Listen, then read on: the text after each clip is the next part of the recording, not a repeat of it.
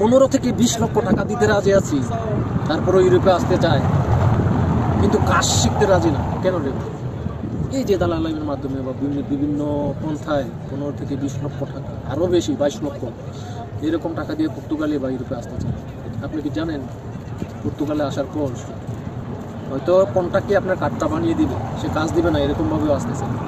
আপনি কি কাজটা ম্যানেজ করতে পারবেন? হাজার হাজার মানুষ বেকার দুঃখে দুঃখে কাটছে, কাজ পাচ্ছে না।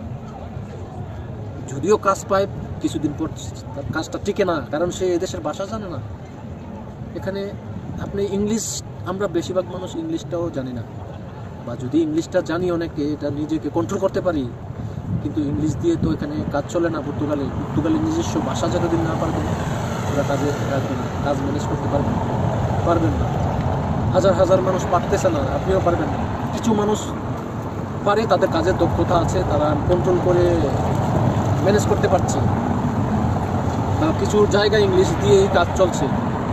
কিন্তু পর্তুগিজ ভাষাটা না জানলে কাজ যে পেয়ে যাবেন মনে হয় না।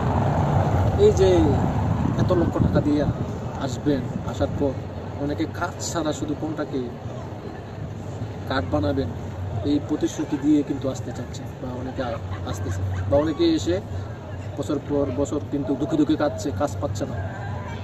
তার যে খাবারের টাকাটা কোথায় থেকে আসে?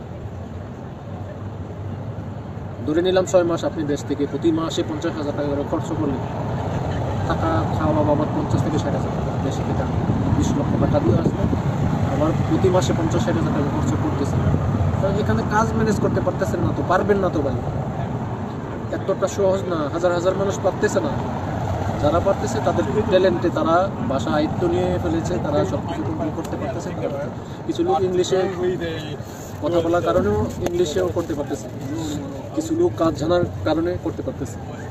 তো যদি আপনি কনফার্ম হন যে না আমি পর্তুগালে আসবই, যে আমার ভাষাটা শেখার দরকার, তাহলে ওয়েলকাম।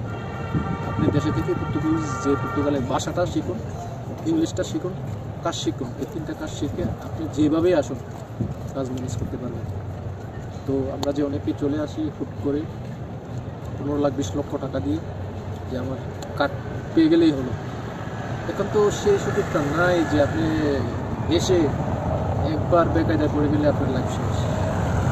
এত বড় রিস্ক না নিয়ে এই টাকাটা দেশেই কিছু করে বলবেন যে আমরা কেন আসছি। আমি আসছি সেই 2018 সালে ইউরোপে। সেই ইউরোপের সিস্টেম আর এখন এক নয়। যে দেশে আপনি একবার ফিঙ্গারটা দিয়ে দেবেন, কোনো দেশে কি আর ফিঙ্গার দিতে পারবেন না, এত সহজে ম্যানেজ করতে পারবেন না, শেষ আপনি লাগে। তো যদি আসেনি, যে দেশে আসবেন এই দেশের ভাষাটা ইম্পর্টেন্ট, কাজটা ইম্পর্টেন্ট। এই 2টা জিনিস যদি আপনার জানা থাকে, যদি এই 2টা জিনিস বা কাজ জানেন, ভাষা জানেন না, হাজার হাজার মানুষ কাজ জানে, শুধু একমাত্র ভাষা না জানার কারণে সে কাজটা টিকে না। ধন্যবাদ সবাইকে, ভালো থাকবে।